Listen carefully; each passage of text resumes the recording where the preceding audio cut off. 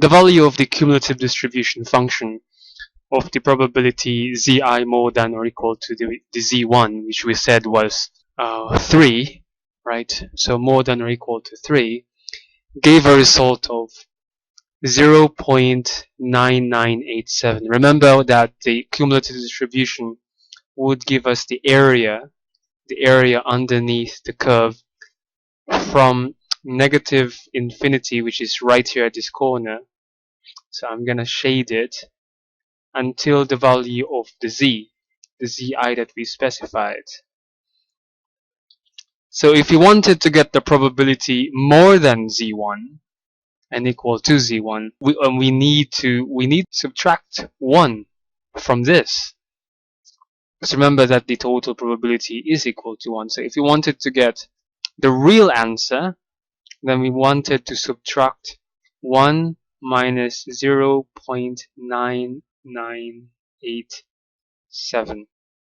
And that gives us a probability of 0.0013, or equivalent to, if I'm correct, alright, I think I am, is equal to 0.13%.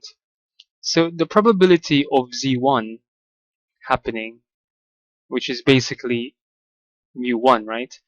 The probability of z1, if indeed it belongs to this distribution called x naught, if indeed z1 belongs to the x naught sampling distribution of sample means, then its probability or chance of occurrence is only very, very minuscule, like 0.13%. But here's the problem. When we applied k, remember we applied k, right?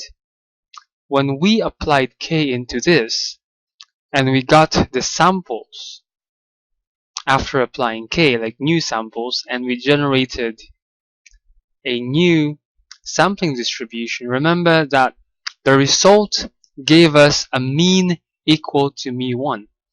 So, what can we say? We know that the mean of the sample distribution would have the highest probability.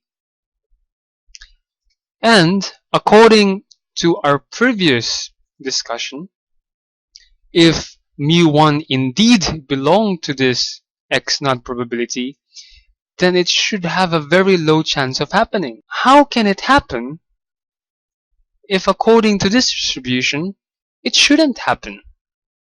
Right? The chance of it happening is very, very low. But according to x1, to the new sampling distribution, its chance of happening is very high. That's the reason it's the mean, right? It is a mean, and therefore its chance is very high. But according to the old distribution, its chance of happening is very, very low. What does that tell you? Does it belong to the old distribution? Well, as we talked about before we were leading to this question, to this analysis, we said that the only way that you can know if something belongs to a distribution, if it follows a distribution. Of course, that makes sense. We found out that Z1 does not follow the distribution, does not follow the old distribution. Z1 does not belong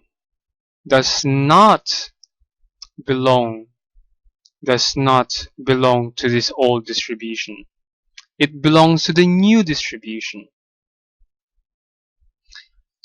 And because of that, we would say that K indeed changed the distribution,